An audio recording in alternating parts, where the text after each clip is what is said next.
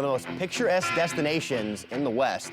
And in San Diego, the Del Mar Thoroughbred Club getting set for their 76th season of racing there, where the turf meets the surf. That's where Doug stays, Del Coronado. That was a beautiful place. His suite at the Coronado, it's unbelievable. And then the L'Auberge after the races as we welcome in Doug O'Neill to the show. And Doug, thanks for joining us. You've won this training title before a few times, but before we start, happy opening day to you. Oh, happy opening day, you guys. Life is good down here. Okay, well, before we get into your 84 horses that are running over the next 3 days, it's going to be a 2-hour interview. Hope you don't mind. We're very curious, as horse players, gamblers, what you can tell us about the dirt that they now have at Del Mar.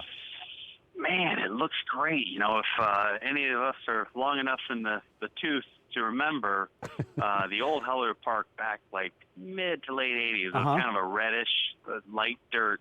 It looks just like that, and I think they harvested it from the same area, and that was a great track. People raved about that track back then, so I think it's going to be great. Right now it's very slow and demanding, but I would wager a lot of money that by the time the first post comes, they'll have it tight and safe, and the times will be what we're used to, and you'll have it in good shape. And it's a good point you brought up, because, Doug, I've heard a few of the horsemen down there saying that it is a bit deep, a bit heavy. And as for the handicappers, you know, we're trying to go into opening day a little bit blind here. Is it going to be speed favoring? Is there going to be horses coming from off the pace? But you seem like you think that maybe as it gets a little closer with that sun out, it might tighten up a little bit. I do. I mean, Rich Tedesco is the best in the business. We have two of the best, with Dennis Moore at Los Al and Santa Anita, and Rich Tedesco down here at Del Mar. Just he's an excellent track superintendent, and you know, he's focusing on safety, which, you know, with all these horses training on it, you want it kind and slow and safe. And but for competition, I'm pretty confident. I haven't talked to Rich myself, but pretty confident he'll have it tight and safe. And you know, if horses run 110 and change at Santa Anita, they're going to run 110 and change here. That's the way I feel, and I think that's what we're going to see. Doug, before we jump into the Oceanside and some of the other horses, I want to ask you, you probably weren't expecting this question. American Pharoah, Triple Crown winner, first time since 1978. Do you ever think, I'm sure you're happy for the game, thrilled that American Pharoah was able to accomplish that, but do you ever think, I was so close, 2012? Do you think that I'll have another, you win the Derby, you win the Preakness, scratched out of the Belmont, 40 hours or so before the race? Do you ever think about that? Or do you just think about how great it is that American Pharoah was able to win the Triple Crown? There's all kinds of thoughts go on. Thanks for bringing that back up. They just about gotten that out of my head, but we didn't do it.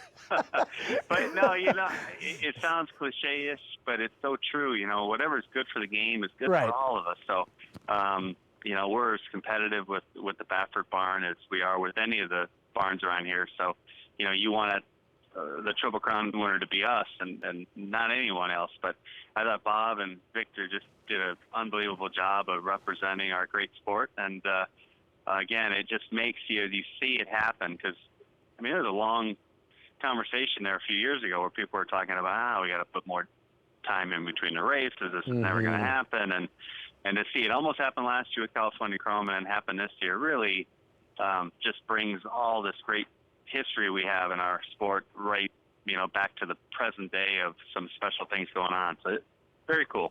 Well, Doug, like we mentioned, you've won the trainer's title there at Del Mar multiple times, and you're going to start out pretty strong. You have 5 horses entered today with the horse in the featured Oceanside, and you do have Royal Albert Hall. And one of the things I wanted to ask you about this European import, you had Clenora a few summers back, a nice filly you brought over, won a stakes there at Del Mar. We've seen you bring in some of these turf horses. My question is, how do you find these horses in Europe? Well, credit to Steve Rossum and Jack Sisterson. They're always on the look for horses from over the pond there, and they had caught wind that he was for sale and did a little homework on him. And, we ran Royal Albert Hall right off the plane, which you'll see a lot of people have success with. And I think in hindsight, he just wasn't ready. I think there was a little bit of snag in quarantine over there, and I don't think he had the training that he probably needed to run well off the plane. But he has since really thrived with training, and it's a tough race. I know those couple horses Wanny outside are pretty solid, but I think we got a really good chance at a good price to get it done today. Yeah, and Flavien Prat has been so good on the turf, winning races left and right at Santa Anita, primarily for Richard Mandella. We showed Royal Albert Hall's second place ever to Bolo Another round running second to Bolo, who obviously had some problems in the Belmont Derby, got hurt in that race. But it looks like from a pace scenario, God, you couldn't ask for things better from that standpoint, right? I mean, there is just speed everywhere in this race. And closers did very well on the grass, as you know, at Del Mar the entire summer in 2014. I agree with you, Matt. And, we broke from the 12 hole last time, 12 out of 12, and now we're more cozy spot in the 5 hole. And we worked a horse on the grass the other day on Tuesday, and it was really safe and kind. And, I think you're going to see it's wider this year, which I think lends more to horses coming from off the pace. And so I think you're right. The pace is going to play in our favor. And I see a lot of good things happen. But whenever you have this many horses, though, you're going to need some luck and a little bit of luck today, and I think we can get it done. And Doug, you mentioned working that horse on the turf a couple of days ago, and that's another thing I wanted to ask you. Obviously, last year, a tough spot for David Jerkins there, the first-year secretary, obviously with the problems with the turf course, the new turf course that had been widened, kind of that new grass. But it seems like they're very confident this year that that grass has had a year and some time to mature, some deeper roots, and obviously, as we're all hoping, a much safer surface. That's what it looks like, and that's what we had Fernando Perez work our horse the other day, and it sure sounded good. He said it felt great. So I remember even around this time last year when horses were working over it, there were some people saying, God, it's a little bit extra firm, this early on. And as you said, it turned out to be the course maybe just wasn't ready. But, yeah, it seems like they've got it ready to rock and roll, and I think we're in for a really good meet grass-wise. Doug, I want to ask you about a couple of first-time stars you have on Saturday. Before that, though, let's talk about, we talked about I'll Have Another, it was a pretty good horse for you. Lava Man going into the Racing Hall of Fame. I can just tell that you get a little emotional even just thinking about Lava Man, because what he's meant to you and what he really meant to racing in California during his period in the mid-2000s when he was the king. Yeah, no, I mean, it was the first time really I've ever been around a horse where, he got mail. We had we would get probably 10, 15 people a week coming by. Can we see Lava Man? Coming by the barn. So, yeah, he was a celebrity when he was running, and it's waned a little bit. It's gone away a little bit, but we still get, on his birthday, we'll get people sending carrot cakes and molasses treats and all this stuff. So he still has a lot of love, and we're so blessed to have him at the barn every day as our main coach out there on the track, and yeah, he's very deserving of what a great honor. Or Doug, people get married and they want to get their wedding photos, maybe with him, that kind of thing too. Yeah, that was awesome. That way, just he does it all: bar mitzvahs, weddings, anything. He'll do it. All right, Doug, I know your goal for this meet, as it is always, is to win the trainer's title. Now, you're coming out with a bang. You got 5 horses in today. We're going to take a look at all of your horses here for the opening weekend. Oh, my goodness, Doug. So we got plenty. That's obnoxious. Well, it's I got to thank Mr. David Jerkins for giving us the stalls. He gave us the full allotment of 40 stalls, and we got a couple outdoor pens. So, we got these stalls. We got to put some runners in it and start running races. So we're starting off with a bang. Let me ask you about the first-time stars I want to get to. I know Kelly with a Twist, maiden special event, 2-year-old colts, race number 3 Saturday, and then Canoosed in race number 7, maiden special. Then Canoosed, a 2-year-old by Forestry, Kelly with a Twist, 2-year-old by High Cotton. It seems to be training very well in the morning. You've done very well with some 2-year-olds over the years. No More comes to mind, winner of the Grade 2 Best Pal and career start number 1 a couple of years ago, then second in the Del Mar Futurity. What can you tell me about those first-time starters that you have on Saturday? Kelly with a Twist and Canoosed.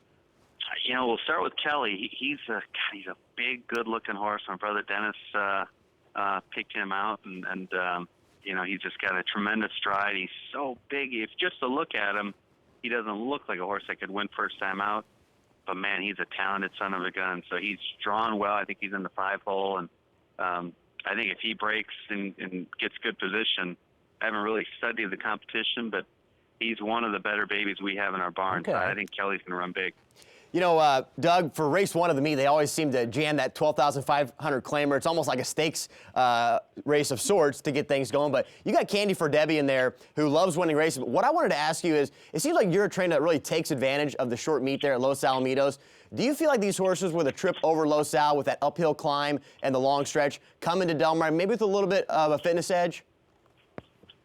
You know, I never really thought about that, Caleb, but it makes sense. You know, I think he was a horse that we were trying to get into a race at the end of Santa Anita, and none of the races would fill. So he was crying out for a race. I think there was like 7 weeks in between the day we claimed him and the Los Al race. And that Los Al race, though it was a starter allowance, came up really pretty salty. It was not an easy group. And so I think coming out of that, he came out of it in great shape, dropping back for 12.5 through the rail.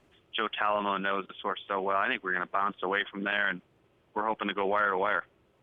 And another thing I wanted to ask you as well, too, one of the things that a lot of the folks in Horse Racing Nation really appreciate about you, Doug, is the fact that you're willing to give a lot of different jockeys a try. Obviously, the success you've had with Mario Gutierrez, but Jimmy Graham's bringing his tack out here to Del Mar for the summer, and you've given him a leg up there in the third race.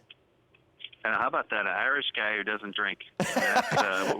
We're actually talking about doing a DNA thing on him. So we're not really sure what's going on there, but he's such I've heard nothing but rave reviews about him from different owners I know back east and different trainers I know back east. So when he showed up here, you know, he just looks like a top jockey. You know, he's got the perfect jockey build. He's strong as heck, and we had him work a few horses, and we were real impressed with his live hands and the way they worked for him. So we're excited about having him on. I think we got him on one today, and hopefully we can start off on a positive note.